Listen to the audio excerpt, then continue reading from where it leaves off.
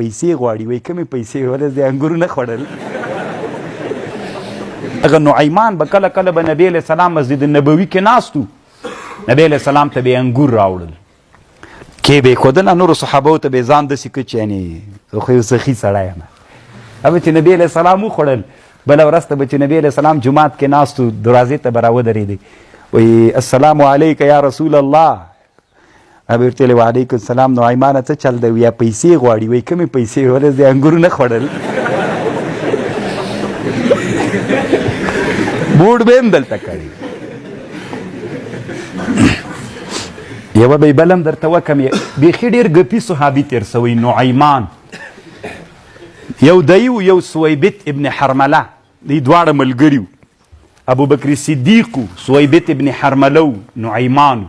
دا خبر طالبانو علامه ابن حجر الاصابه فی تمیز الصحابه کې هم لیکلی یو ورځ دوی تجارت ته تللي دي نو نن د سویبت ابن حرمله د دیګ لمبر ده په بازار کې یو کوټه نیولې دیګ لمبر یې ده چې دیګ وکړي نو هغه ورته ویلې ده نعیمان ورته ویلې وایي هغه ډوډۍ راوړه زه وږی یم ده ورته ویلې ودرېږه نور ابوبکر صدیق ملګري خو راسي وایي راوړه که یې نه راوړې بیا زه هغه د سره کوم نه یې در کوم چې ابوبکر صدیق وایي ښه زه به دې یم خوښ سم باندې راووته بازار کې خلک راغلي کم لرې جینه غلام پسې ګرځي غلام اخلي نو ده ورته ویلې وایي غلام اخلی وایي ما سره سته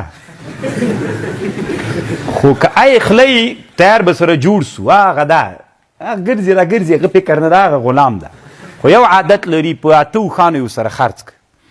ستې ورته ویلې چې یو کار لري چې کله یې پړی پکې واچي چې بیا یې بیا سړي ته وایي چې زه غلام نه یم نو که ای خلی دغه ده چې بیا داسې نه وي ما ترې راوتوروئ بیا به یې هغه کوئ نه هغې ورته ویلې بس ته تر خلاص یې ستې اته اوښانې ده ترې واخیستلې دوکان یې چې نیولي و هغه ته راغی ورته ویلې وي دا ده هغې چې راوځه وایي څه شته وایي په موږ یې خرڅ کړی ته سړیه زه صحابي یم وایي دا خبرې موږ نه منو راوځه